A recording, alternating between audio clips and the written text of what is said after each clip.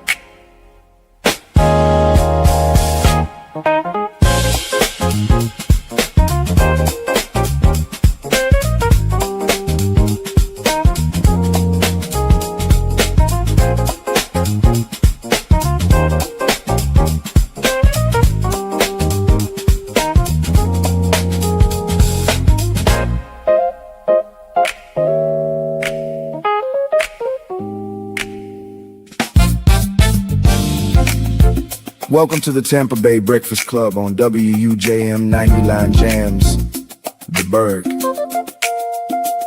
Go ahead and grab your coffee, pull up a chair, and make yourself at home. In just a few minutes, we'll be taking attendance, sharing stories, celebrating our community, and talking about the people, places, and opportunities shaping Tampa Bay. If you're here this morning, you're already a member, so settle in. There's a seat at this table with your name on it. Welcome to the Tampa Bay Breakfast Club. And that, in many ways, I think saved my sanity. What were some of your favorite books? The first one, from when I was about 7 or 8, was called The Witch's Buttons by Ruth Chu. And if you talk to any bookish person my age... The Witch's Brew. Oh. Yeah. What all that is? What's all that? It go from really low to really loud. Welcome to the Tampa Bay Breakfast Club. I'm your brother John. And this is Qiana. And this King Jab, man. Q came in with I did. Like DMX, right?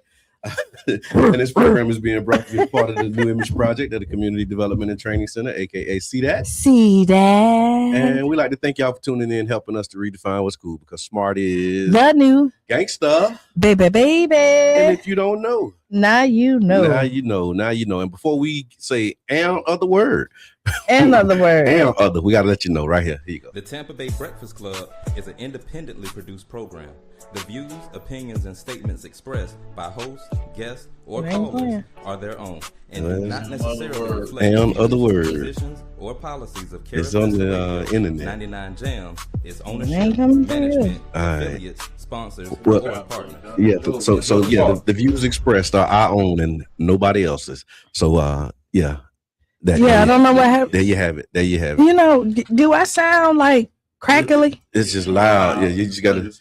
Yeah. Are yeah, you? just Do I turn- sound a little? t- No, I turn- did, but it's Turn not my working. headphones down. How about that? I did all of that, Oh, right? okay. And it's still. So we came in this morning. The computer wasn't on. The mic wasn't on. It was one of those mornings. And so if we crack-a-lacking, we crack-a-lacking. But we back. Not and it's on Friday, purpose. and it's amazing. I feel good. How y'all feeling? It's Freestyle Friday. First week of school. Ooh, yes. First full week, and we're gonna talk about that. I saw a post from Raphael Robinson, so I want to talk about that. We got the brother. You seen the video with the brother. He was a teacher, and he was talking about his first day of school experience with some high school students. So we're gonna get into that a little bit. King Jab, you sent me a story about a guy about a stolen ATM. Oh, right on 18. Yeah. So, Yeah. So we got it. We got it. We had a real barbershop incident here. Was that barbershop or was that Friday? Which one was that? It was barbershop. What, he got the with 18? Ice Cube, his cousin borrowed the car. Okay, so let's get into it. We skipping the check-in. Right? Oh, I'm trying to get the crackling sound out. Okay. But I think I might have figured it out. All right. Off-air producers, roll call. Let us know, how does Q sound this morning? Good morning, Coach D. I see you, Charlie Funk. Thank you. I appreciate that. It said it's playing, but Q is a little crackly. Right. Just turn the number one down. Turn down number one. It is down as far as it can go, I think. Without being off. I hear yes. that. I hear that. So what's up with this ATM machine? What was that all about? Oh, bro, I'm first day of school. I'm coming down 18. Okay, so you see it. You know, you see the police got the street blocked up right by Enoch. Okay. They done left the ATM right in the middle of the street, bro. Wow. Caged and all. I don't know where they drug it from, but they say they drug it quite a bit. Now they say it came from like 26 Avenue. So was it a U-Haul or something? Or what was the? Nah, I don't know. The dragger. Okay. Okay. The ATM. So I don't think they did it. So I wonder, like, fell off the truck. So okay, this is me. How high you gotta be? Yeah. To say, ooh, today I'm finna steal that ATM machine. Yeah, you done rolled by there a couple times. You done checked it out and you done thought, all we need is yeah. Like you got listen, I'm telling you, whatever they was on, they was high as a kite. You don't do that sober. No. No. Because there was an ATM in a cage. We got it to the ATM. It's just the cage in the ATM. Yeah, that's not something you do sober. No. At some point, they were like, man, you know what? Let's go on. Listen up, kids. Bring back the DARE program. I mean, for real, because just think about it. Like, you ride. So if it's on 18th, they riding with it probably like, I can just see it going from side to side on the. Well, from what I've seen, the article, it said it might have started on 4th Street. So I think they started. I wonder where they stole it from. It said 25th Avenue South and 4th Street is where they originated, and I guess from 25th South to, oh wow, yeah. So that's past Chatterways. You think about that, and how you end up on. You could have just shot down 26. Now you take the back road. 18. And they taking major roads too. Yeah. Like how you on 18? Like, cause you didn't even have to go on 26. You know, you could go right on the other side. Yeah, you know what? We need to stop. Yeah. So incredibly brazen is the word. I was high. What's the song? Yeah. Because I got high. I was gonna leave it alone. People need money and resources. That's what I'm telling you. It is like it's hard out here for a pimp. I'm telling you, man, hard enough for you to and then what's the argument like when you get back to the house after you done dropped it off the truck? And no, and then no. Who thought it was, yeah? You came out and tried to help me with the wiggly leg. I told you, dude, you ain't gotta turn like that. Well, I'm trying to tell you. Like, and then you still get somebody with no foundation. And then no, you don't even. The worst part of it is you don't have the ATM machine, so you didn't get the money. And you still probably going to jail. Oh yeah, that's of course. Yeah. Because he got these stupid flock cameras. It's a matter. Yo, they ain't flock this here. What is y'all using this information for? To find their baby mamas and that's just what I'm saying. Yeah. Stalking celebrities and things like that. Yeah. Drug dealers and celebrities. Oh my God. Oh, and then there was a big bust in the city. Okay. I saw the live videos. Yeah, I didn't. Yeah, that's all I know. I just saw live videos. I made a statement. Because I'm not in the streets, I'm not really concerned with the streets. I don't know. You know what I mean? Like it's always a big bust. Yeah, that's true. But then to your point earlier about the economy, like what does I mean? I remember being in the streets, and if it's big enough, it mess up the ecosystem. Mm-hmm. You know what I'm saying? The ecosystem will fix itself, though. Yeah, it will. It'll self-correct. Exactly. but it is a setback, during those seasons like that. And so, man, it's crazy. But at least they got their kids to school. Yeah. That's usually one of the reasons that they give. School clothes. They got school clothes. They did thing they need to do. School closed. They were able to supply the kids for the summer. Yeah, hopefully. And we're right, not condoning. No, not at all. Not at all. Not at all. And so, speaking of kids going back to school, let's talk about this education paradigm and what's happening with these schools, right? Mm-hmm. And so, Raphael Robinson, y'all know Raphael Robinson. We do the somebody tag Raphael if you're in here too. It says Jab sounds like he's in the background. So y'all tag Raphael Robinson so that because we want to have a conversation about a post that he made, and we were talking about education. And so Raphael is a local educator. He has 25 years, maybe 22 years, I think he posted. He's been a teacher of the year a couple of times. Yes. Yeah. He does our STEM Saturday program. Yeah. So, and so what Raphael said, it was the second day of school, and he said he was already experiencing serious disrespect and defiance from a student. He didn't frame it as a rant about bad kids. Instead, he pointed to this deeper issue he said that he would like to have a conversation about. He said, we cannot talk seriously about academic achievement while refusing to talk about behavior, engagement, and parental accountability. He said, a child who isn't available to learn can't learn. And a persistently disruptive child can interfere with everybody else's opportunity. And he was basically saying, like, this child was so disrespectful, couldn't accept no's, just cutting up horribly with fundamental things. You know what I mean? And he was just lifting that up, saying how people overlook the challenges that educators have with getting your children to just like chill and behave. And so the question is, how much responsibility belongs to the school? And when it comes to having the children come through the door with these fundamental skills, being able to accept correction, being able to, not explode, being able to just follow simple directions. And so he was saying, like, what we doing? So for one, that child is not doing anything at that school that they don't do at home. Lift up the other mic. Let me see the other mic for you. For one.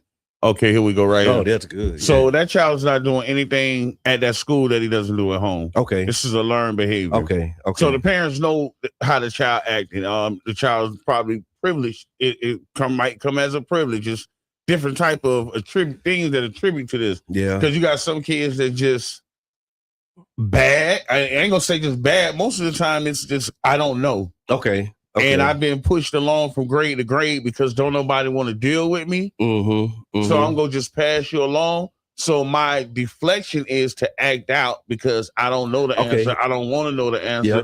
I don't want to learn. And I don't care if y'all learn either. Yeah. You know what I mean? So it's a lot of tribute, but it's really on the parent. And then it's as an educator, I think part of your job is to say, hey, I can't do my job with this child in my classroom. Right. You know what I mean? So now y'all need to figure out what we're going to do. Parents, everybody, administration. I wouldn't even, it's not me. It's not even on me as a teacher no more. Administration, parents, y'all figure it out. He can't come in here. Let's keep rolling. That's right. You know what I mean? Because it's right now, this is the beginning of the school year. So this man trying to right his ship. That's what he said. He said it's day 2. He said they're still learning names. They still establishing y'all norms. come get him.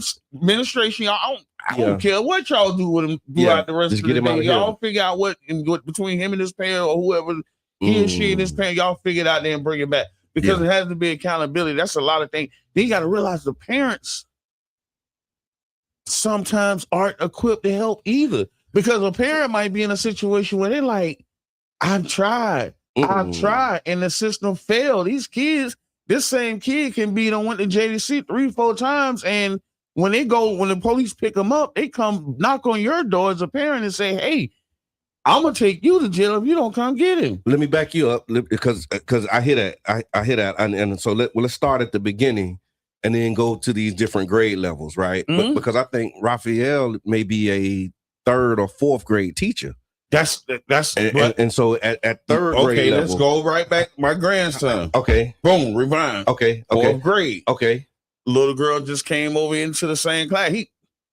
Now this crazy now. I said, because I thought about my grandson when 4th grade. This boy asked his grandma to pray that this girl ain't in his class beginning of school. Oh, that's his prayer. That was part of his prayer. Like I don't want to deal with her this year. Wow. And she's a little girl where her mama didn't want to send her to school with a Cuban on. Oh, come on, man. And they like, yo, you can't send her here with this because she want to play and we don't want to be responsible for.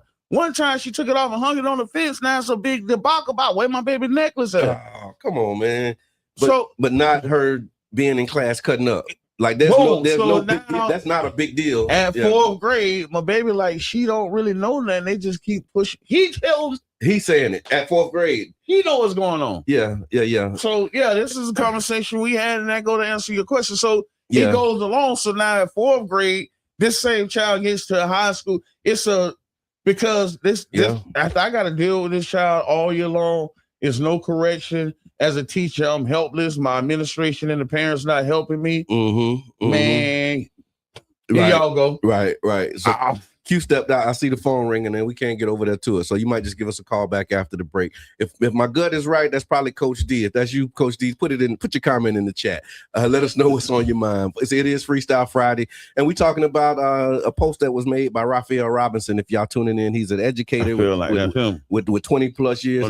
He in school. I was going to actually have him trying to call in, but I knew he probably would be in school this morning. But what he was saying was, here's what some of the questions. He was like, the basic things that he would need to have is this is what you need to ask your child. Can your child hear no without exploding?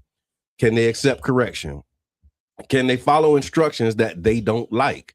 Can they sit through something that isn't entertaining?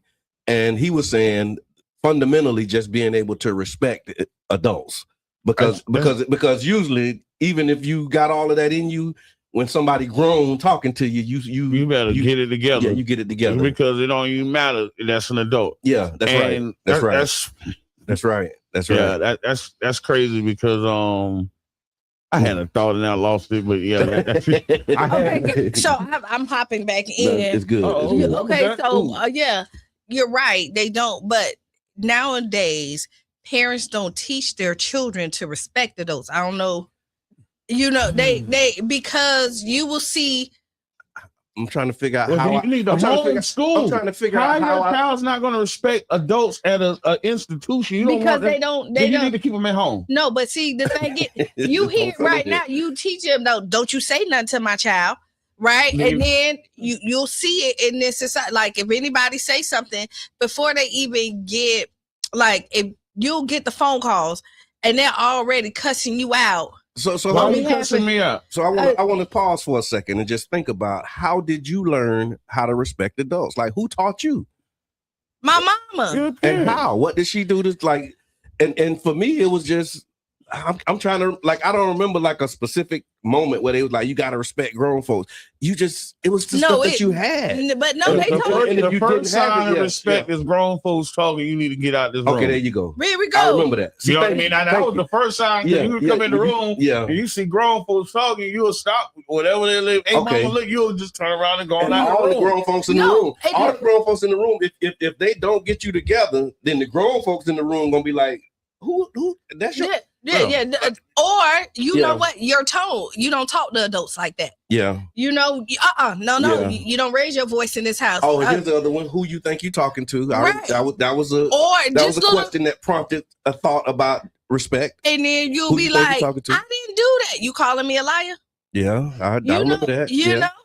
So there's things that was taught no, and then when you go to these people's house, you don't show your tail, you sit down. Okay, that's the car ride. Yeah, yeah, that's on the way to the. Okay, that's what I mean. Like how because we need to give these some tips and some tools. But now you have but that's how it was. It was on the way to the store. It was on the way to the house. Don't touch them people's stuff when you go in there. Okay, and I think the tips and the tools, even if not added, don't act like you delusional to the fact of how your child acts. Yeah. Because you know how your child acts. Yeah. I've worked in the school for almost 10 years now, volunteering. Yeah. And I see so you know how your child acts. And I've said this before and I'll say it 100 more times. If the first time you talk to your child's teacher and you're cussing them out, it's no way you can be be Yeah. If this is the first interaction with your child's teacher, it's a back and you forth cussing them out, or it's a problem, you're wrong. Yeah. Or I'll come out. Oh, don't worry, I'll go get my mama. So that's a flag. and that's a flag. And then so the parents, you thinking, give me your phone. I'm not giving you my phone. So just think of if you'll do this to Raphael. So let's think about this. Let's paint this picture. Raphael is not a small dude. Yeah. He tall, he towers typically, and he's black. Yeah. So that right there demands respect in some type of level. Yeah. So the fact that this child feels like you can go. So imagine what he do to the women. Wow. Let's take some comments. We got Rodney Bennett. What's good, big brother? You probably up early or late over there in Ghana. Shout out to Rodney Bennett. What school Raphael teacher? Right up the street. Doug Jameson. Okay. Rodney says, why is it always pushback when people say, let's look at what parents are doing? It is the parents in most cases. My children understood clear. You are to go to school to learn. And if you don't want to learn, you are never to stop others from learning. Try stopping others and watch how I show up. Right. Yeah. And so hold on, stop. Last 3 words. Yeah. Watch how I show up. That's the problem, how you show up as a parent when these things happen. Because if you show up snapping about my baby ain't did nothing. Thank you, Rodney. Now watch how you show up. You see how you show up. Like you seen, there's things that Lily, you see how you show up there. You see how you show up with bonus parents, step parent. Yeah. How, you know what I mean? Like if you confronting everybody who say something to your children. Right. And your children seeing that regardless if they're wrong or right. Because remember, I was telling you that I was in the store and they accused my nieces of like stealing, right? Okay. And literally, I went there, but I didn't go there. And when we walked in the car, I said, I really could have got really ugly, but I'm not going to be that ghetto black person so they can stereotype us.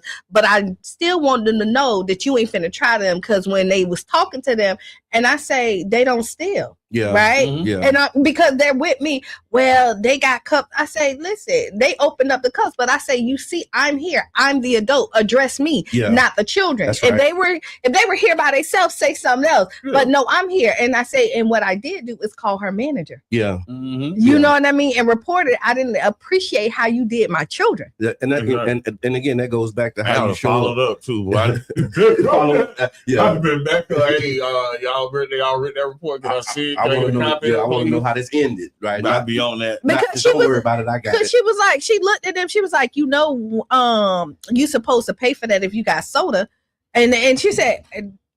My niece first they said, I don't have soda. And what happened is when she went and got the water, one of the orange kind of went in there, like just a little bit. So it was just water in there. And a matter of fact, she ended up pouring, she only had ice in her cup. Right. And I told her, I say, if you're getting water, get water. I don't play that. Yeah. Because I mean, who want to be in a position where you got to explain? I want to go back to what we was talking about with because the lessons learned and how you learned it. And what I gathered from it is not like a sit down, this is how you respect adults conversation. It's culture. Yeah. It was the environment. It was the spaces that we were in where the adults in that area, your parents, like they all contributed to the culture where you knew, like, so like you said, when you come in and grown folks talking, like that was a lesson you learned real quick, right? And if it's urgent, you say, excuse me, like, excuse, you know, like you got those, but you got them as a part of the culture. It wasn't like, okay, rule number 1 to respecting adults. You know what I'm saying? It was just a part of your household. But see, now if your household don't have that,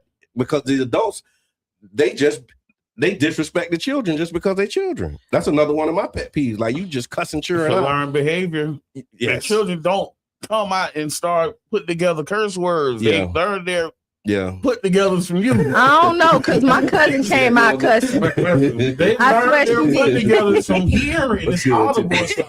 I learned these. I don't know what I don't know what my cousin learned it from, because my auntie did not cuss her. But she is a cusser and have been a cusser all her life. She around somebody that was cussing. And so there was another teacher. It was a Texas high school teacher. He became emotional on the video after an exercise. He said with 17 and 18-year-old seniors. That's what I was talking about. Okay, yeah. So he said students read 2 paragraphs and were given a sentence to sentence them to complete. The teacher says the annotated material was already put together. He modeled the response for him, and yet the students still struggled to independently provide 4 missing words out of this context. There you go, that Chat GPT. Yeah, Nah, that's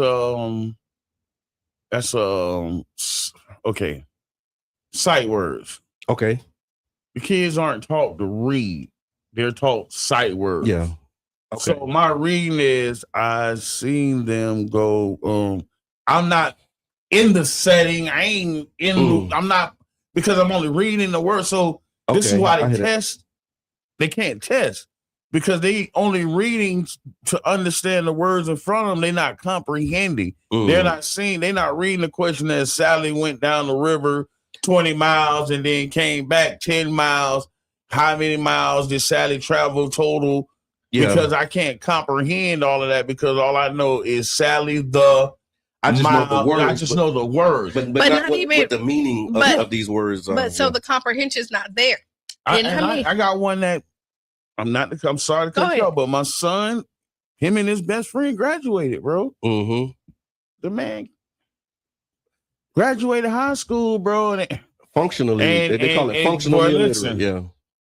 The man can't even. I think he scored. Anybody in the military, I think he scored lower than he would to just sign your name. Oh wow, yeah. Because he just could not stand it. Then I break focus, and they schooled him through. And once I don't understand, I also say, because the sight words is a help, right? Because they help, but then they go in there, because being into like the tutoring setting, right? They start off with the sight words, then they use the whole sentence, and then they're supposed to be the comprehension. I go back to these phones, Chat GPT and all these other stuff. They're giving them the answers for everything, so they don't have the comprehension. They don't have the skills that they need to be able to use their own brains outside of this or electronics to do it. And so when you give them something and they can't use their phones, they're completely lost. And the school, before you do that, and the tools that they were given like in elementary is now not used anymore because they rely on something else. Right. And the other thing that they're not learning is how to tell time on clocks. And so with that in mind, it's 8:00, and we're gonna talk more about it. And we're gonna take a break, and then we'll be back. We can continue the conversation after the break. King Jab has a great lineup for us with some hot topics. We have some community announcements. It's Freestyle Friday. We're gonna do a debrief of what the election turnout has been. So y'all don't go nowhere. Y'all stick around. We'll be right back about 6 minutes after the hour. Hey everyone, we are diving right into this explainer, breaking down the South St. Petersburg CRA 10-year check-in report, and we're going to explore exactly what it means for a neighborhood's future. 10 years ago, a massive promise was made to revitalize this community. Today, we're popping the hood, looking at the hard data, and seeing what actually happened, where all that money went, and how the community has transformed as a result. Here is our roadmap for today. We'll hit the demand for change, the neighborhood account, a financial boom, the displacement paradox, the way forward, and finally, why your voice matters. All right, section 1, the demand for change, advocating for investment. Let's take it back to 2009. Grassroots organizers got together over 100 residents and stakeholders, actually, and launched what they called Agenda 2010 and the 2020 Plan. They built a seriously powerful platform demanding a formal vehicle for change. They wanted to reverse decades of unequal investment and policies that were just disproportionately hurting Black residents in South St. Petersburg. And because of that fierce advocacy, by 2015, the Community Redevelopment Area, or CRA, was officially born. The whole point was prioritizing affordable housing, small businesses, and the economic well-being of the folks who are already living there. Moving on to Section 2, the neighborhood accounts, funding mechanism. So to make that ambitious change a reality, the city had to literally draw the lines. This area encompasses a massive 4,700-acre geographic boundary. At the time they created it, it held over 33,000 people. That was roughly 14% of the city's entire population. But a line on a map is just step 1. You need a way to actually fund it. That brings us to how we pay for it all. Let's strip away all the bureaucratic jargon for a second. The funding mechanism is called tax increment financing, or TIF. Honestly, just think of it as a local neighborhood account. When the CRA was created, property values were basically frozen at a baseline. As those values inevitably rise over time, they generate new, additional tax revenue. Now, instead of that new tax money just disappearing downtown into the city's general fund, it gets locked in. It's deposited directly into this special neighborhood account to be reinvested right back into South St. Petersburg. Pretty smart, right? Okay, Section 3, a financial boom, exceeding expectations. You guys, the sheer scale of this financial boom is, honestly, it's wild. When the plan was written 10 years ago, planners were predicting a solid $7 million in trust fund growth for the first decade. But the reality? A staggering $70.4 million actually hit that account. Actually, scratch that. It wasn't just a boom. In just the first 10 years, they blew past the estimates for the entire 30-year lifespan of the plan. Financially speaking, this CRA has been an absolute revenue-generating machine. Which brings us to Section 4, the displacement paradox, unintended consequences. Well, here's where we really need to pause and look at the human side of all this. The report bluntly points to what it calls the displacement paradox. The CRA was designed to uplift legacy residents, right? The people already living there. But as the neighborhood became significantly wealthier on paper, we're talking a massive 141% spike in median home values, it simultaneously lost 21% of its Black population. So the very people who fought for this revitalization are increasingly finding themselves completely priced out of the neighborhood they helped build. When you look at the demographic shifts from 2012 to 2023, it is incredibly stark.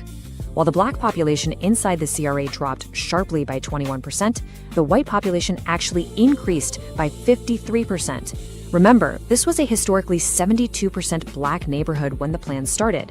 When you see that kind of rapid racial turnover, it's a massive, glaring indicator of active displacement.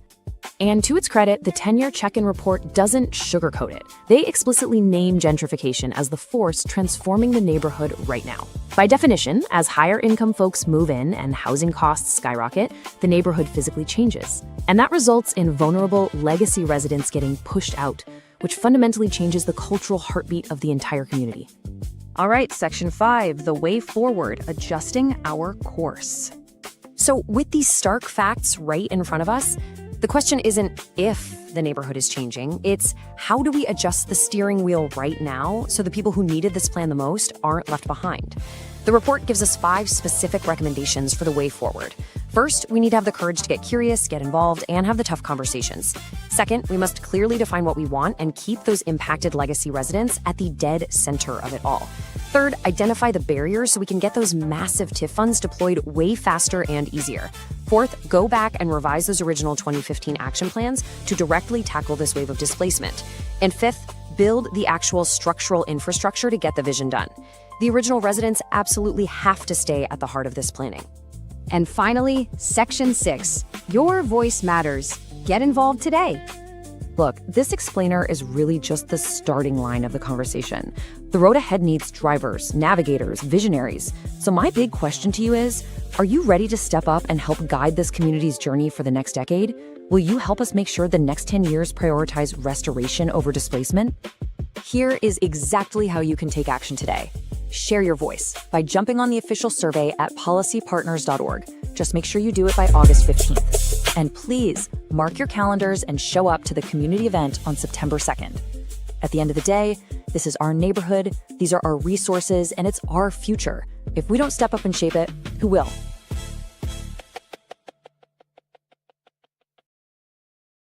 Aboard the Lincoln. You know, it's that seat. It's the seat. It's the seat. It's the seat. I'm It's the Gemini that you put It's the Gemini. It's the seat and the Gemini. okay, because y'all both Gemini. Because I say I'm about the mic's about to be hot. Don't say nothing. As soon as I do, boom. Start thinking Negro spirits. Welcome back to the Tampa Bay Breakfast Club. I'm your brother John. Hey, this is Qiana. This King Jeff. And this program is being brought to you as part of the New Image Project at the Community Development Training Center, aka CDAT. CDAT. We'd like to thank y'all for tuning in, helping us to redefine what's cool, because smart is the new gangsta. Baby. And if you don't know, Now you know. Let's see if we can hear Charlie Funk on the radio. The Tampa Bay Breakfast Club is an independently let me put produced my program. headphones The back views, on. opinions, and statements It's something not expressed by connecting. hosts, Okay. guests, Is or this on the callers internet? are So the their internet own will be and able do to not get it. necessarily The views reflect the expressed views, are positions, or of the Tampa Bay policies Breakfast of Club and not the Radio, views of 99 Jams, its ownership, WUJM, management, any of its affiliates or sponsors, sponsors or partners. type stuff. Enjoy the show. I don't know. I don't like it. The All right, cool. Okay, I don't like that, but y'all already know. Yeah. Hey, Shayna. Hey, Damien. What up, though? Roll call. Let us know you out there. Tiffany. So before the break, we were talking about the educational system and some of the challenges that have been shared by educators. And it's interesting that the two that we saw was by Black male teachers. And we know Raphael, he always talk about it too. He's like 3% of the No, he's less than 3. Okay. So he went too, because Raphael is doing his thing. So if you want to go to his page and read Raphael it, Robinson, somebody yes, tag him. he's Yeah. going in there to do it. He went to the conference and there were only 2 Black male teachers in the whole Pinellas County. Okay. 2 Wow. out of 200 and something teachers. Wow. 2 of them were Black males. Wow. That's interesting. And so the commentary that we received was from Black males. And so I want to get some of the comments that came in. So thank you, Rodney Bennett. I appreciate that. He had a great one. Margaret, Coach D says, pushing along is a problem. I try to fight to have mine. First child was in 9th grade, 3 years, and I pulled him out. Dang. Royce, he said, people will paint a picture as if, and that's not because the child was slow, because he learns different. Yeah, and they didn't want to teach him. Oh, that's exactly how I go. Yeah. Go ahead, brother. It's usually them geniuses. Yeah. But people will paint a picture as if you gave up on them. The onion's so layered with these kids. I agree. So here we go, Royce. Some people don't pour enough in their children. Okay. Right. And some do.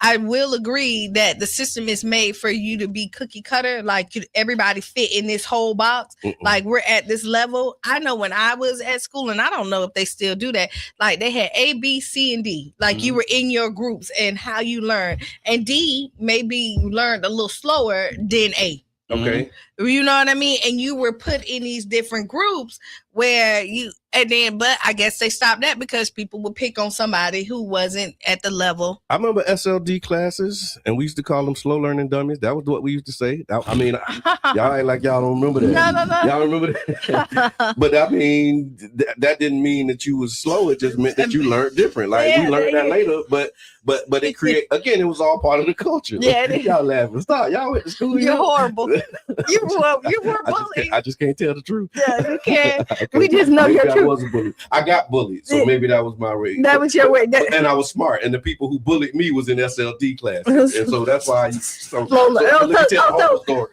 it was a get back. It was a get back. That's why I'm laughing. That sounds like one of mine. and then it became a fight because now, so yeah, the rest is history, and we all made it out of there. But the point about different learning styles and being able to have an appreciation for that.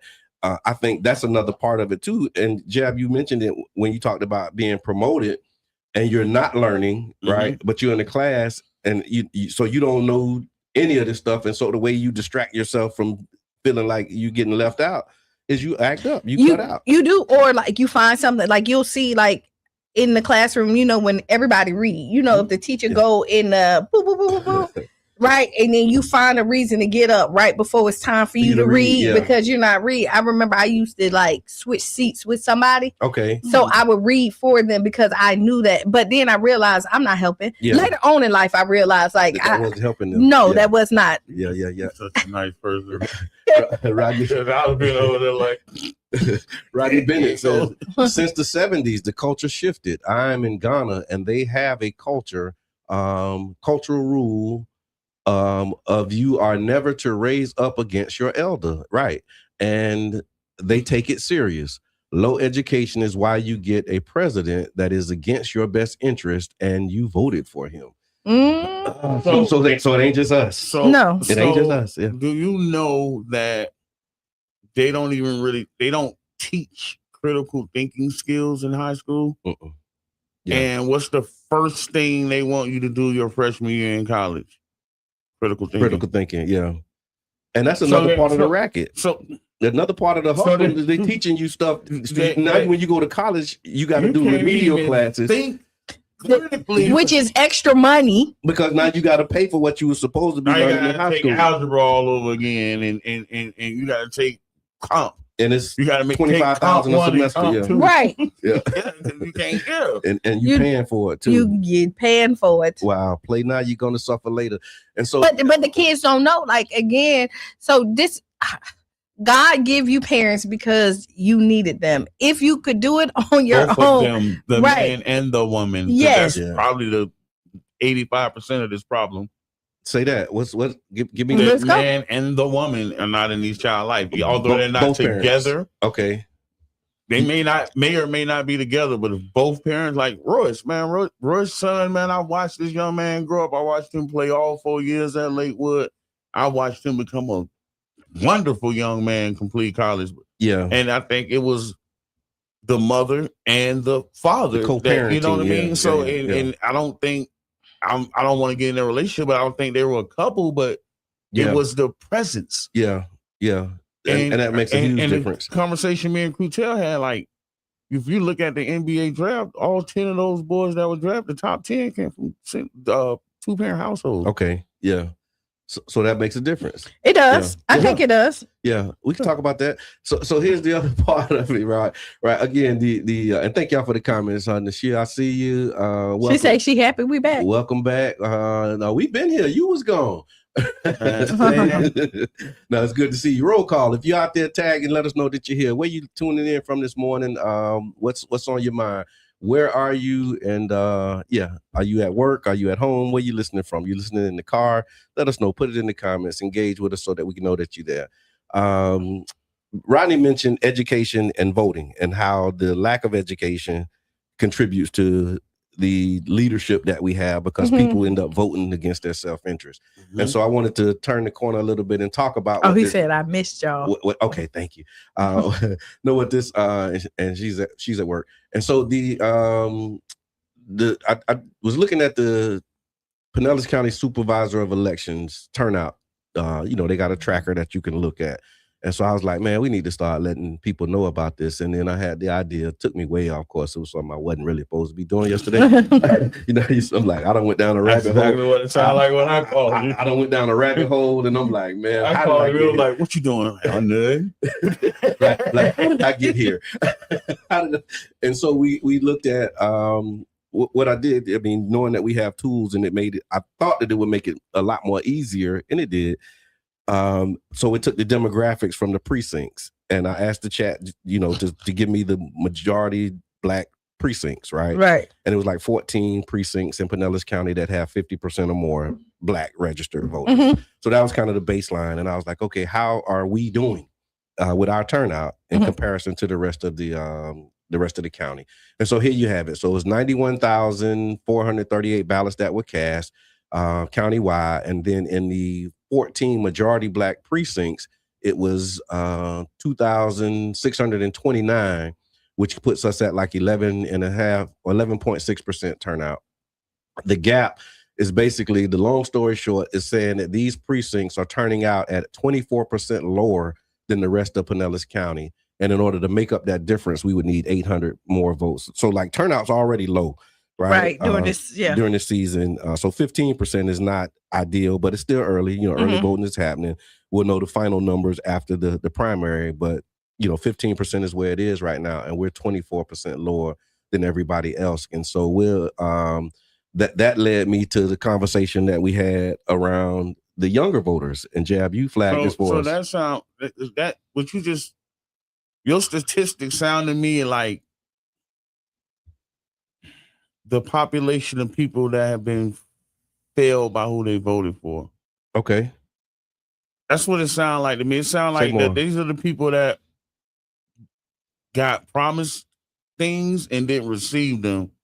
Okay. And they don't care no more. I've been there. That's why they're not voting? I would, if I do, I do. If I don't, it don't matter. I've been there, bro. We had this conversation. Yeah. No, I was there so for years. Yeah. So that's what that sounds like to me.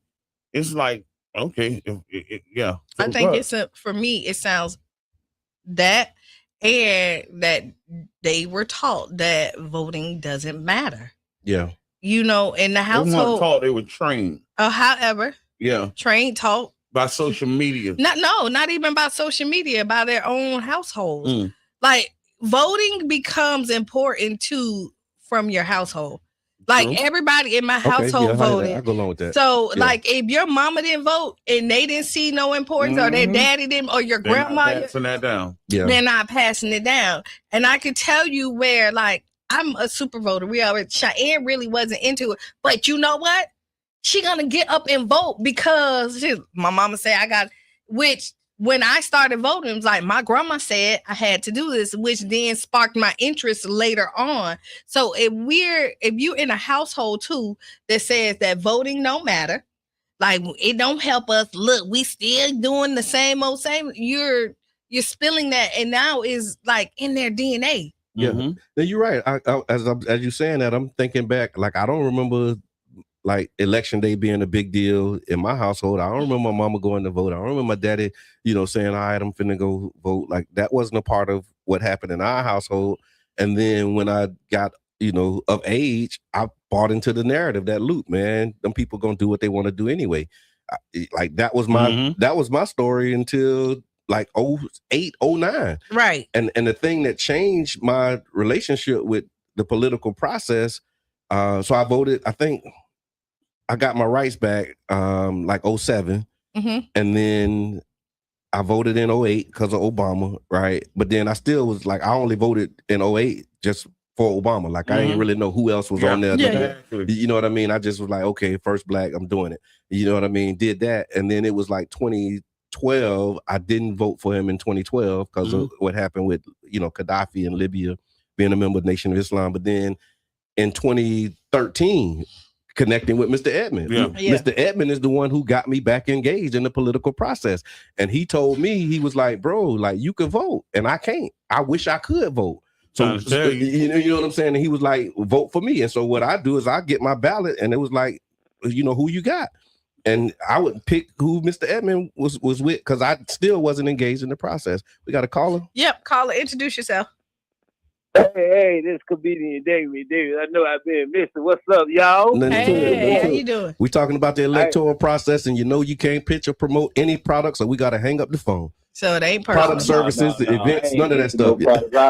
I already know the rules. I got the pamphlet when y'all first started. So you got the pamphlet. Turn over I just want to say, man, I heard the ballot process and that, and I want to tell you, what you was just saying. I was listening in, tuning in, and it was very inspiring what you said, Brother John. Because at the same time, I just want to say, hey, I want to put this message out there to anybody. You can vote, get your rights back. Man, I was hustling for all my life. When I got out of prison and changed my perspective on life, 2-year anniversary on my job, 6 years of being a stand-up comedian. I never seen this happening. Yes. And I just want to let anybody know, if I can do it, if you trust in God, God will move mountains. Take that mustard seed of faith and he'll move mountains. You can get your rights back. You can do anything you want to do. You got to stay consistent, change your perspective, and let God do his work. I never foresee none of this happening in my life, but I just want to put that out there, put that narrative of positive energy, man. Thank you. It takes a village. It takes everything. Most of all, it takes you believing in God, and it takes you to look in the mirror and look at yourself, because the best check you could ever cash is a reality check. Y'all keep doing y'all thing. My man. I hope this everything go right, man. I love y'all. Love you back, man. Thank you so much. I appreciate that. Comedian Damian Davis, man. Y'all go find his page and the check best him out. check you can catch is a reality check. Yes. And really understanding what's possible. Like and knowing that, and that was another part of like with the engagement process, what really shifted my view around it, because y'all probably done heard this. I get old, I tell the same stories a lot of times. But Mr. Edmond wanted to do a candidate forum when I was president. It's like 2013. He wanted to do the candidate forum, and I'm like, man, I ain't with blah blah blah. And in the Mr. Edmond way, I insisted that we do it. We put a team together and we had the candidate forum. And before that forum, like they just used to be coming to Child's Park like, woe is me. But after that forum, we started getting phone calls from people in office, not just the mayor, but like the mayor's office, the administrators, because they started seeing like, okay, this is an organized, group, and they're engaged citizens. And then we started asking for resources. We started asking for things. I'm like, oh, okay. That's how this stuff worked. And you see the benefit. I saw the benefit of like us being engaged, us encouraging people to vote. And I saw the direct benefit of like the politics, because politics is basically they decide who get what. Yeah. You know what I mean? and so it's like, if you're not, who get what? Hey, see, you sit and do you think about the complaints like, oh, they don't help us anyway. But again, you didn't get out there and vote. So just think, if your homeboy, you voted him in, then now your neighborhood looks better because he's invested in. You know what I mean? You look at the prosecutor that now they're fighting for your rights. You know, you're looking at judges. You're right. Like that's a whole other thing. Like you got judges are on the ballot. And so for years, I remember the names of the judges who used to be bamming our people. We didn't think that we can vote them out. Nobody told us that, right? Exactly. Because nobody. But what they did tell you, nah, your vote don't count. Yeah, you know, they feed you poison. You got to think that the poison in our community from everything. The 2-parent household. Oh, you need the independent person. Oh, you don't need that. Black women don't love black men. Like the poison is that society just feeds our community, and we go and chomp and eat it, and we go against our best interest. Wow. For people who don't give a damn about us. Right on. One of the most racial institutions in America is the justice system, right? So if your vote don't count, that's crazy for me to hear someone say that, because the reason that black people get the felonies is because they don't want us to vote. Yeah. So a black person and a person from any other race can go in the same courtroom with the same charge and have different outcome. And the reason that we get the felonies and the time is because they don't want us to vote. They don't want you voting. They don't want you carrying guns. No, they don't. You know what I'm saying? Comments, we got Shayna, thank you for that. She said, Jab, you spot on. A lot of us don't care because we feel like it ain't gonna change. But I vote now because y'all and a better understanding. I appreciate that. Because Shayna was one that we seen in the comments. I ain't that. I remember. No, but it's so important. It's like really, really important. And even and I always say, if it wasn't, your vote wasn't so important, why are they still trying to steal election? Why are they trying, like, why are they changing districts? Right. Yeah, and lumping us all in with like now we in with Y Mama and rural areas. But you know what? But what they fail to realize, a lot of us is moving to Y Mama. Like, you know what I mean? Okay. Like you look at Pinellas County, most of our friends live here, so they in Y Mama. And so this might backfire on their tails because you know where it wasn't. But a lot of my friends live in Y Mama, Ruskin, Parrot, you know what I mean? They're moving over there. So here's another one of the prompts that we had. I put it out yesterday, and this was completely inspired by a conversation with King Jab. Oh, can I ask a question before you do the segue? Yeah. Can you give me a quick definition of a super voter? It's a person who votes in almost every election, or election, or almost every election. Because I was under the impression when we were engaging that a super voter would be that household that guides their whole house to vote in a direction. And so pretty much, it's an individual. It's an individual that directs that vote all the time. I'm a super voter. Yeah. Yeah. They vote all the time. And then you have like what they call it, low propensity voters. Like there's people who vote sometime, people who only vote in like general elections. You know what I mean? But the super voter, anytime anything on the ballot, they showing up for it. You know what I mean? That's my household now. Yeah. But I was low propensity. Like I voted for Obama just because it was Obama. And then in 2010, when the Tea Party and all that, I didn't vote then because I wasn't a super voter at that point. You know what I'm saying? It was, and so that's what happened. Like everybody was excited voting for Obama, but then 2 years later, it was another election for Congress, and it changed the whole dynamic, and it made the rest of his term difficult because we don't engage in that way. Right. All right. It's still on voting. All right. It's still on voting, but the question was around asking those who you connected to, if they're in your household, ages 18 to 30, who are they voting for? And it was interesting. The commentary on the post was really interesting because the first, few comments was people giving their opinion about young people. And I'm like, that's the problem. Like the post clearly says, go ask them and tell us what they said. Yeah. We don't want your opinion about them. Go ask them. But I do think so. What I do like is that social media, this is the plus on it. Oh, yeah. Right. Has gotten the young people more engaged because you'll see the ones that they're catching, you see the TikToks, you see the engagement with it, and then they'll be like, you'll have these conversations. Oh, nah, they ain't cool with what they do. Yeah. So like social media and all that other stuff is not all bad. Yeah. It's not a tool. It's not to say that media. Because I'm a hard I'm not saying social media. I think the whole premise of it engaged around me stating that the people that are running these campaigns don't have a language to talk to these kids. Okay. Yeah. They don't even, I don't even think they thought about it. Yeah. Because when we put the post up, it's like, it's like, no, these are the people that are going to vote. Yeah. And in the midst of all the commentary, I'm in my bed. I just got out my bed, walked right in the living room, asked my daughter, who you voting for? Yeah. I don't know. Well, my mama vote for. Yep. And you I did the same thing. So I did the same thing, Jab.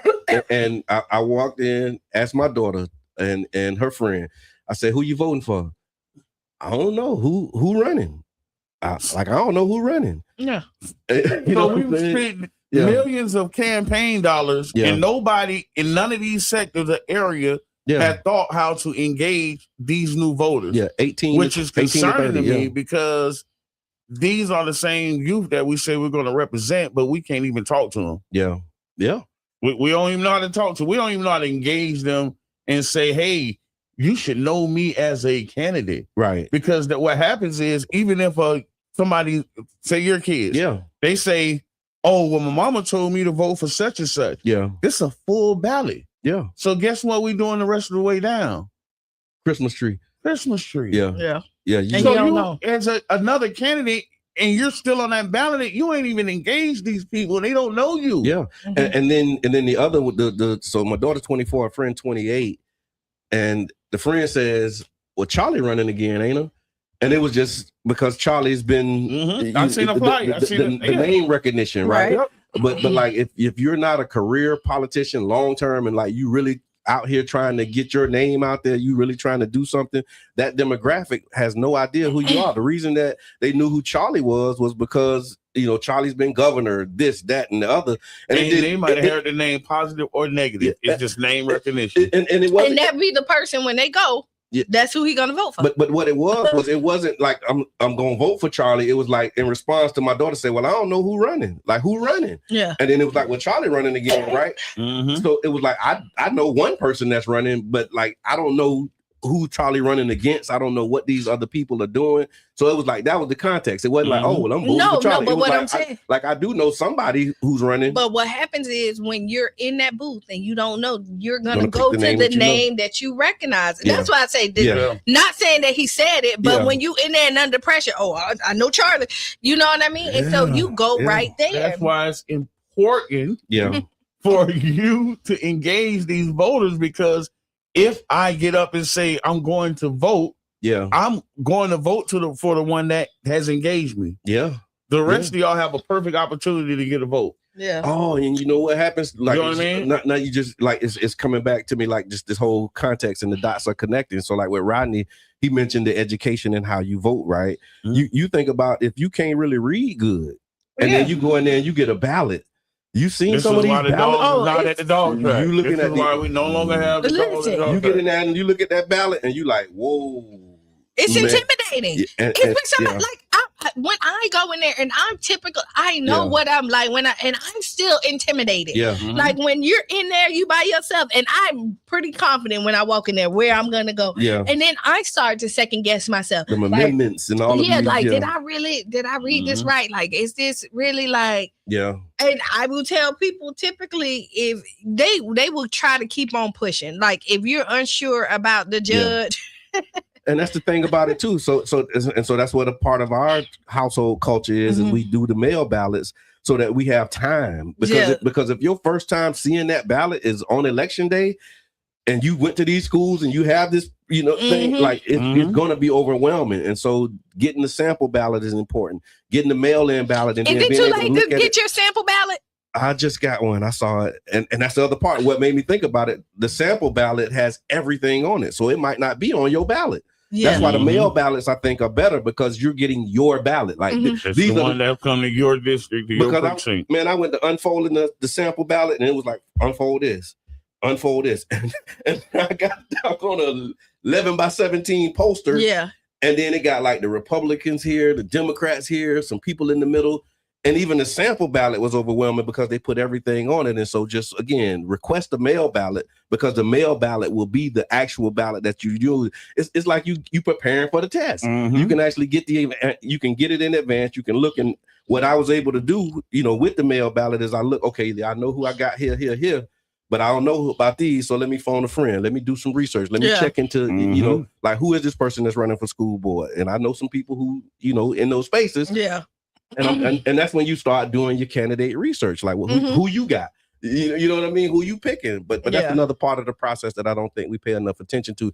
Tiffany, she says, I admit I struggle with the judges, but my daughter and I take the time to look them up in advance and read about them. I admit name recognition typically sways voters. Yubi says they are appealing to the demographic that they would give them the best odds to win. So if you got, they figure they'll target the super voters and not the people who we really need to be engaged. The amendments are very confusing, and that's why I do mail-in ballots to look over and research in advance. Thank you for that. And Royce says, do a show. He says someone should create an explainer video or go live over the sample ballot. Janet Michelle actually did that. I think Janet did a ballot review as well. And then the Dream Defenders at the last Books and Breakfast, they did they call it a ballot bust down. And so they bust down the ballot and reviewed it. So that is happening. But again, is this online? Is this easily viewable, or did you have to be there? Yeah, Janet was online, and Dream Defenders, you had to be there. Okay. You know what I mean? But yeah, it's real. So y'all make sure that you're engaged. We're going to do these daily updates on the tracker just so that you can see in real time how we're performing as a community. And then if that moves you to reach out, or if it moves you to get up off the couch, then that's the assignment. We're trying to just get people engaged, let you know, sometimes if you know the score, it make you want to get in the game. And it's, I mean, with sincerity, like, don't nobody care who you vote for. Not really. Just go vote. Yeah, just do it. Just go do it. You know what I mean? Like, I had to get my rights back too, so I know what it is. So just go do it. I smile when I see that because I remember the picture with you voting. I remember with you. I remember. Come on, bro. I take this very seriously. Yeah. Like, they don't even understand where I come from, why but I take this very serious, and I sit back and I watch. Yeah. And for me to point this out, I'm kind of crazy because the people that you paying should have been pointed this out. Exactly. We should have been doing this. Yeah. Y'all should have been doing this. This going to be the difference of you winning this election or coming out the primaries. This right here. Yes. Because somebody come in and poll, they're targeting the super voters. Why am I spending all my budget to target the people that vote all the time anyway when they already made their decision? Yeah, people who vote already, who vote all the time, they're usually not undecided. Yeah. Like, you think people who sometimes as a super voter you're undecided? Sometimes you are, because super voters also are doing their researching, the due diligence. Yeah. So you can be undecided because again, you know how important your vote matters. So like you say, you're on here. If you don't know what you're doing, yeah. You're calling, somebody, you're doing it. So yeah, so that you're making sure that you. But that don't mean I'm undecided. I mean I just don't know. I think it's certain races where I know where I'm going. Yeah, it's not certain. Yeah, but it's just like okay, you doing your research. So like you know, I think a mind state is as a super voter, you can lose my vote. You might already have it. So the only thing you can do is do something out there that I think is distasteful to make me look at another candidate. Yeah. You can lose. You know what I mean? So like I'm with you until I'm not. And then it's like, oh man, I can't hear. Dang, now let me go look at this other So I will tell you, like candidates, like I see it because you know it's everywhere on the internet and stuff like that. If somebody like heavy supported you before and now they're 100% against you, I think that you really need to look and reflect at yourself, because if you had somebody that went hard in the paint, and you know these people vote all the time and now they going 100%, they're not your enemy. You did something that you didn't keep your promise. You did something, and this is a time to reflect and be like, what did I, instead of saying, how did I lose this vote? You never was you never supported me, you were the enemy before, and all this other stuff. No, like if nobody goes in there and say, oh, I'm gonna help you get in, and then tomorrow be like, that he wasn't. Like, no, I don't like him no more. Something happened that caused you to lose that support. So I think that we're watching now, our people, I got a Jabbar quote right now. I think we got a situation where we see our people involving themselves in what I would call MAGA tactics. Say more. And when I say that, it's because the online antics. We go back to the previous conversation of how we was raised. It ain't none of your business who I vote for. At the end of the day. So now if I'm grandstanding and arguing with you online and going at them and, you said this, it's like, it used to be it wasn't none of your business who I vote for. I just need you to go vote. You know what I mean? So you got, I hear that jab. I seen. Because I think when I say because that came out with that era of politics where I can attack people online and do that, and it's like, nah, and it's like, oh no, I'm voting for him, and it's like, nah, I'm voting, but I ain't gotta. Well, I think it's two sides to this coin, right? So you have people who are like they made their decision on who they're going to vote for, and then they believe in them so much that they're willing to support them getting elected. So that was kind of the whole Obama thing. Like, I mean, once you say, okay, you're voting for me and you want me to win, what do I need you to do? Or that's my question. Okay, I want you to win, Jab. How can I help you win? And the how can I help you win historically has been knock on doors, call some people, get on. But now the how can I help you win is starting to be posting on social media, arguing in the comments. You're thinking that that's another way to help the person win, but in a lot of cases, you're turning people off because your methods and your tactics. Personal feelings and quotations are being added to their agenda. This is what I will tell you that I learned in politics. I may like you personally.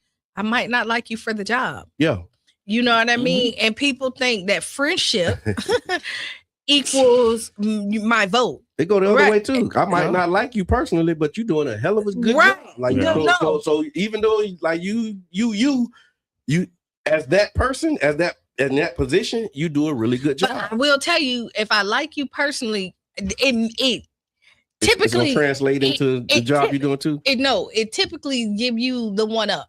Okay. Until you know, I'm halfway there. Like if I like you personally, I got one foot in halfway there. Like I'm halfway. No, for real. Like That's Jazz point. Like now it's up to you to lose my vote. Right. Yeah. So I'm halfway there. So I'm gonna look at your stuff first before I look at anybody else.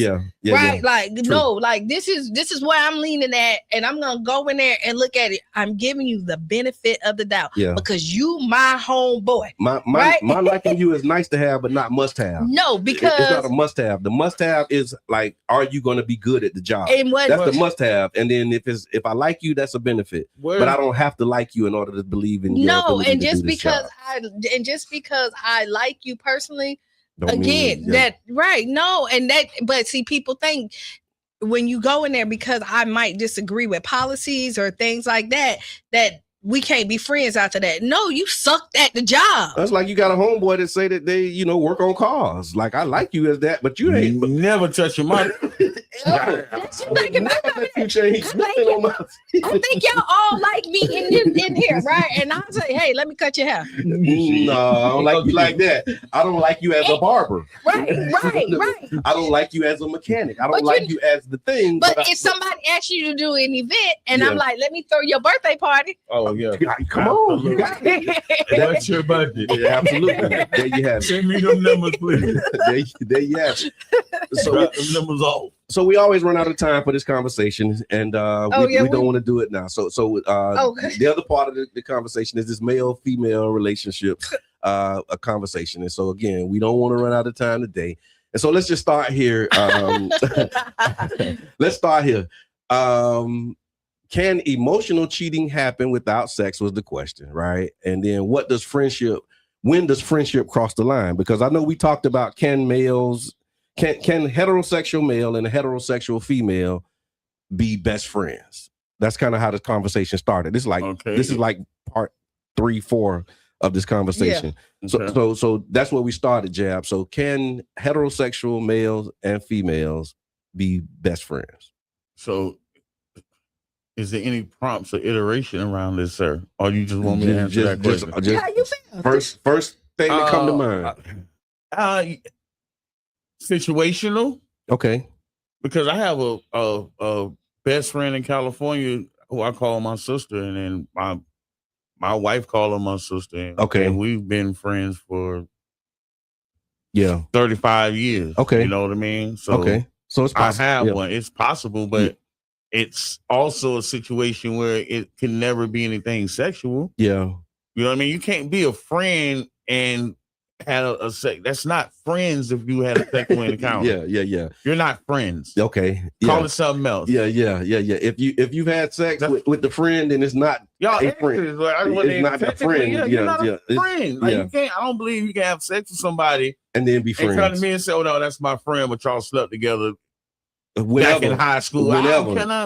Y'all not friends. Yeah, that's a different dynamic. Y'all not friends. I hear that. Cute. You missed me with that. You because you think if you so like if you own that, so you think that they would cross that line again?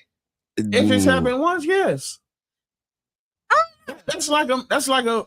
Okay, so let's rephrase it.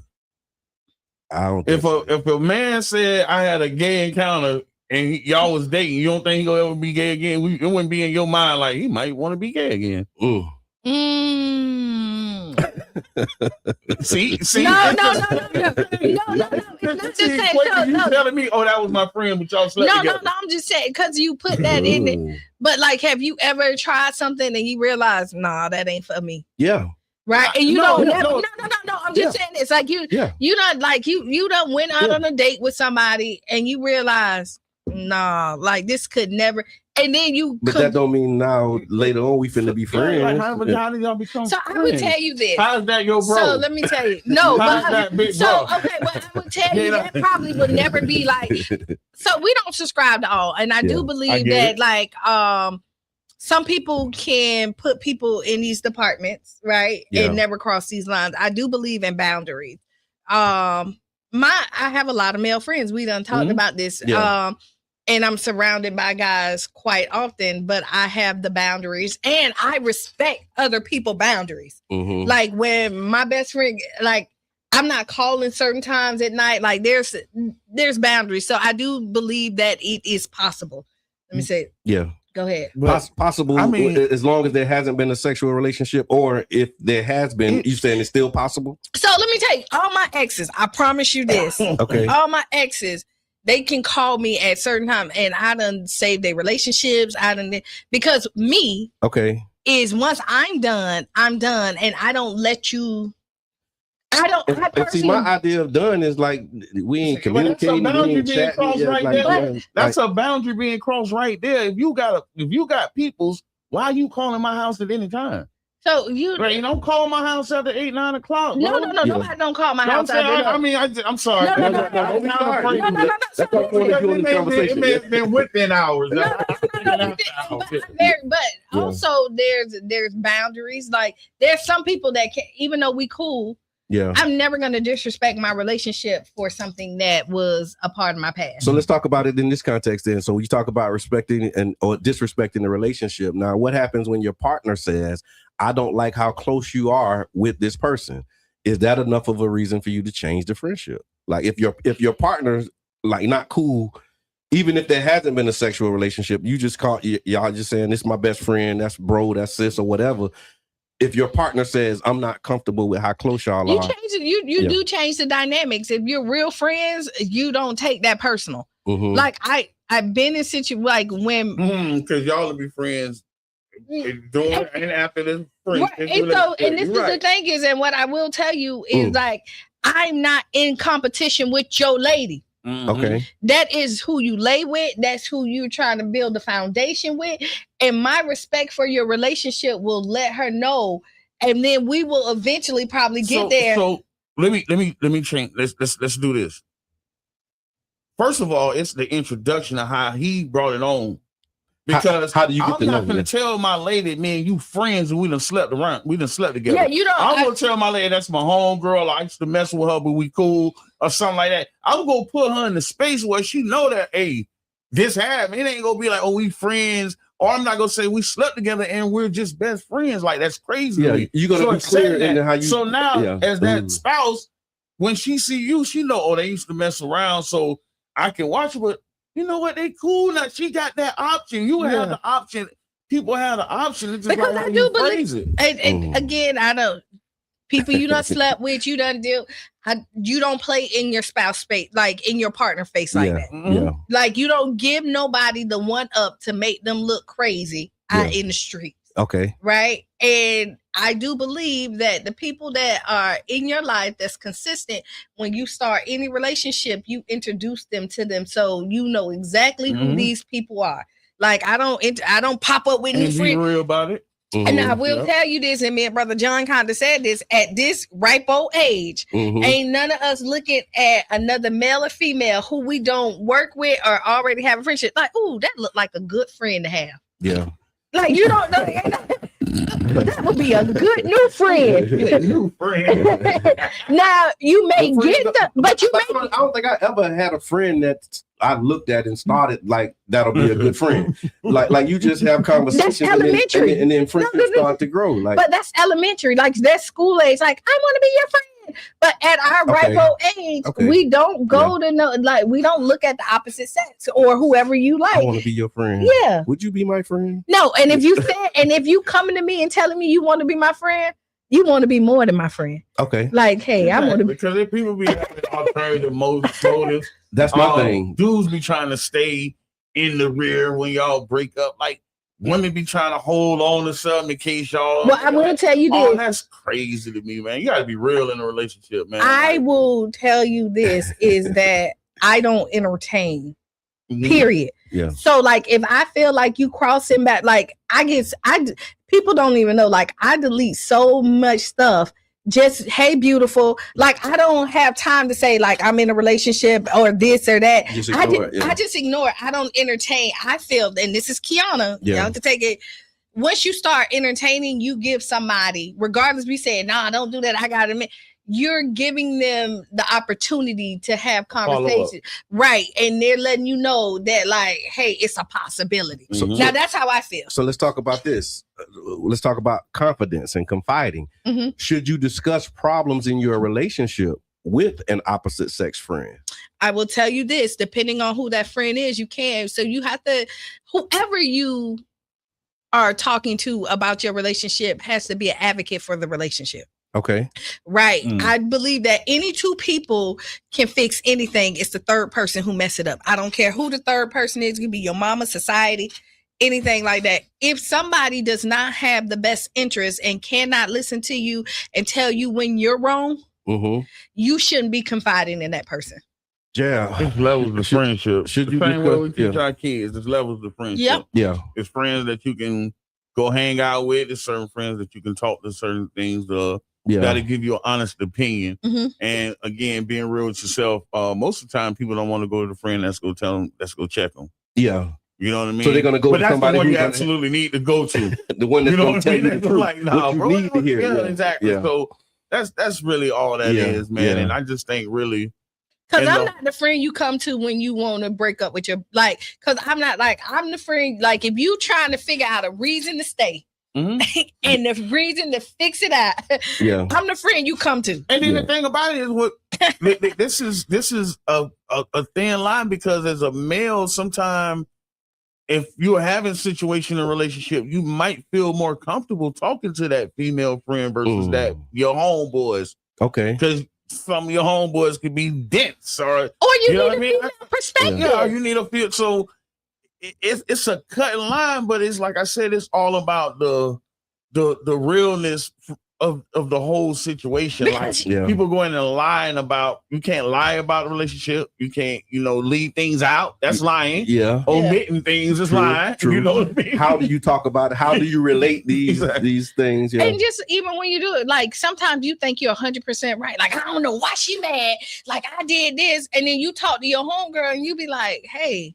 you didn't listen to her. Like, you know what I mean? Like, yeah, that was a good effort, but did you do this? And you be like, oh, I didn't even see it. And she could be screaming to you, telling you this, but because you're just looking, and this could go either way. Okay. Like, you're just looking at the effort and know this is what I did, but you're not listening to the person.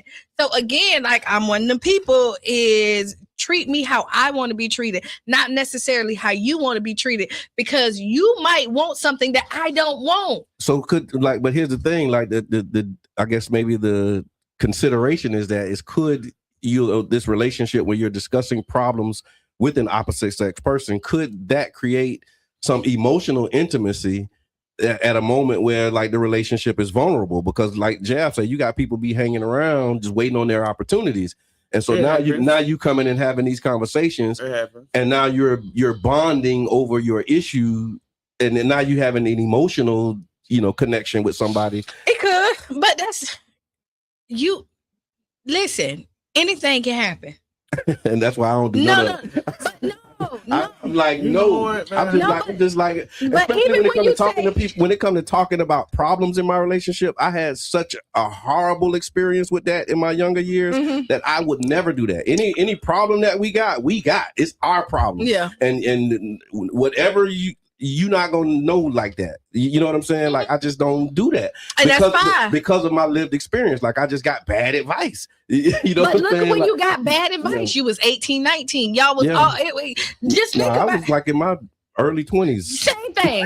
Early 20s, 18, 19. And I realized, like, you know what? Because you horrible young. Advice. Yeah. That was because look where y'all were at, and who could your friends at that point making terrible decisions. So-called. And so you're going to the people who pulling you out in the streets, who don't want you to be in a relationship, right? Who hanging out. Just look at where you were getting your advice from. Yeah. Like, I'm not gonna go and ask somebody how to save my marriage for somebody who divorced 50 times because they leave when everything because they're gonna tell me, nah, that's a red flag. Get the hell out of there. Yeah. You know what I mean? I'm not gonna go ask my homeboy or my homegirl who cheats on they spouse every day. Like, dang. Thank you for that. What I do. Yeah. Yeah. One of the comments, don't be hard on yourself. I appreciate that. Yeah, don't. But I mean, it just changed my life. Like when I changed my perspective and it was like, you know what, this is for us to work through. And because when you confiding in people, especially when you're talking about a problem, it's like, I mean, we all know this to be true in most cases. Now, once you resolve that problem, that person still got that y'all had that problem. Yeah, some people, and they're gonna be either saying things or they're gonna treat your partner according to the problem and not according to like how y'all done worked it out and resolved it. And they're not gonna celebrate a lot of times. No, a lot of No, this you got black people what, and you got Negroes. So a nigga sure enough ain't gonna be like, oh, y'all worked it out. They're gonna be like, hey, you still over there? You still you know my saying. What's the difference from being crazy and a success story? Yeah, how it ends. How it ends. Like when if you're in a toxic or something and you stick it through, and then they get the help, everything, and now y'all a good, healthy couple. Like, oh, you stuck that through. That good job. Like now you're the success story. If you end up at that road leaving, she was so dumb. She stayed there that whole time. No, it's funny because I'm laughing now because I remember I had a mentor, Minister Rasul. He was my mentor, and him and my wife used to like team up on me. So we getting counseling, and I'm like, this ain't really counseling. It's like y'all double, like I'm trying to talk to you about my problem with her, and he like, no, it ain't her, bro. You tripping? And I'm like, no, but he really helped get me together because he was like, focus on your contribution, not on what you are seeing. Like, what are you doing? Because that's what you can control. Like, you can't control nothing outside of yourself. So start there. And I just kept deflecting and like not really wanting to look at what I was doing. And when he started having me to really do the mirror test, and one of the mirror tests is, if she did that to you, how would you feel? If she said that to you, how would you feel? If she put you in that situation, how would you feel? That was like one of those, it's just the mirror test. You know what I mean? I think with all of these friendships, relationships, when you talk about comfortability, if you wouldn't be comfortable in that situation, why would you put your partner in that situation? And I tell you, if you have a really good friend, they're not gonna be. If somebody truly your friend and they have your best interests, I feel like they're not gonna put you in a situation where you have to choose. Because they make the choice for you. Amen. So we got 2 minutes. That's always a big one. We got some announcements and some things that's happening this weekend. And so I want to make sure that we get that. Again, we can continue. Well, we do part like 6. Yeah, I mean, we can always, people like the conversation. People are engaging. And I mean, I think people want healthy relationships. So right on. So there's a few things happening. So tomorrow is the Community Voices Candidate Forum. You can come out. You can hear from candidates. This is at Child's Park. We're saying don't let Facebook decide your vote. Don't let somebody pick your endorsement. Come out, ask questions. You can do that. It's from 12 to 5 tomorrow. And you can be able to hear from the candidates in person at Child's Park. Also, the South St. Pete CRA, we're still collecting surveys. We want to hear your voice. And so you probably saw that during the break. Make sure that you get the link out of the chat and take the survey. And there's ways you can support us. So, send stars, support the broadcast, and do all the things. Yeah. Anything you got cooking? Any announcements y'all want to make? Final thoughts? Self-check, the best check, baby. That's it. I can expound. You sent me this too, Jab. Check your freezer. There was like 30,000 pounds of beef that was recalled. We could probably, I'll share a link. We'll go back in there. Yeah. All right. Cash that reality check. Right. Let's check every reality. Yes. Check. Hopefully your reality check don't bounce. If it do, then you got some work to do. Amen. So be the change you want to be. Write down those 5 things. That's how you check that reality check too. Okay. Yeah, and stay tuned for Sister Hughes. Make you lose your shoes and shout all around the house. This has been the Tampa Bay Breakfast Club. I'm your brother John. And this is Qiana. And this King Jab. Y'all be easy. Peace.